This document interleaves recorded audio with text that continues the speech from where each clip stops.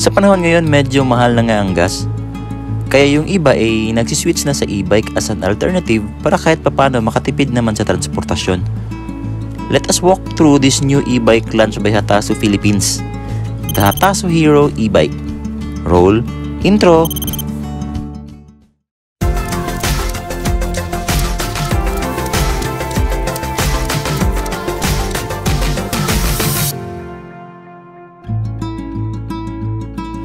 Para sa mga hindi pamilyar sa kumpanyang Hatasu, ito ay nag-originate sa Wuxi, China, headed by the CEO Zach Wang. At ang kumpanyang ito ang eksklusibong distributor sa Hatasu electric bicycles and scooters dito sa Pilipinas. At eto na nga, nilaunch na ni Hatasu Philippines ang kanilang pinakabagong multi-purpose electric 3-wheeler na nagkakalaga sa presyong 64,990. Mahal ba? But wait, there's more in it behind price. May dalawang kulay ito sa Pilipinas. Merong black gray at all black. Meron itong length na 2,160mm, meron itong width na 850mm at height na 1,710mm. Ang body nito ay gawa sa steels and metals na obviously pinatibay talaga ni Hatasu Philippines. Now let's go to the bottom of this unit. Sa price na 64,990, anong makukuha natin? Well, it is a high-powered motor 650 watts differential motor which is powered by a 48 volts by a 32 ampere-hour lead-acid rechargeable battery na kaya lang naman bumiyahe up to 60 kilometers. Amazing, di ba? So, kailangan lang i-fully charge ang battery nito into 8 hours. It has an upgraded controller which gives a lower power usage for optimal performance. 75% of the body is made of forged steels that are excellent in corrosion resistance. Ang e-bike na ito ay may load capacity na 250 kilograms, good for 2 to 3 persons including the driver. It has a metal steel long handlebar that gives you better quality and comfortable riding experience. Meron itong eagle eye headlights na visible kahit tirik ang araw at 3 times brighter compared sa ordinary headlights. Meron itong dual horn para malakas ang pagbusina ng driver.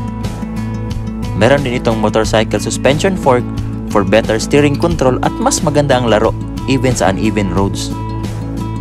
It has a better leather roof and back cover made from durable material para protektahan ang driver at angkas sa init, ulan at usok na galing sa mga sasakyan. Meron itong bigger storage capacity sa underseat compartment na pwedeng lagyan ng mahalagang bagay gaya ng dokumento or mamahaling gadgets at pwede ding lagyan ng groceries sa bandang likod.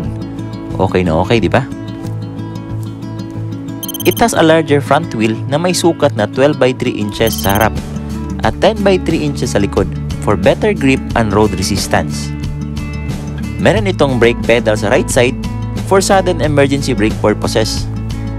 Meron itong USB charger port pang-charge natin sa mga gadgets during sa biyahe. Samahan mo pa ng malupit at malambot na leather seats para komportable si driver at angkas nito. Meron din itong thick clear windshield at wiper for better visibility, especially during rains. Bigger at foldable ang side mirrors na kitang-kita talaga ang nasa likod. And now let us check the controls. Sa right side, meron itong dalawang drive mode, the drive button at saka reverse button. Sa baba naman ay may tatlong gears, 1, 2, 3 na pwede mong pindutin. So, yung speed niya with a maximum speed of 25 km per hour and for a range of 60 km. Mamaya pag-usapan natin yung about speed. Sa gitna makikita natin ang eleganteng panel gauge niya at may susian sa baba. Sa kaliwa naman ay merong high and low switch, turn signals at saka horn button. Talking about speed, kaya nitong tumakbo up to 25 km per hour. Alam ko na nasa isip ninyo, ang bagal. Well, mabagal naman talaga ang e-bike, but in the first place, you don't need speed for an e-bike kasi gawa ito for the purpose of short-range errands lamang, gaya ng papamalengke, pasyal sa park with girlfriend, or with family, or even pampasok sa trabaho. And technically, you won't be using an e-bike for a long ride kasi malamang malulubat ito.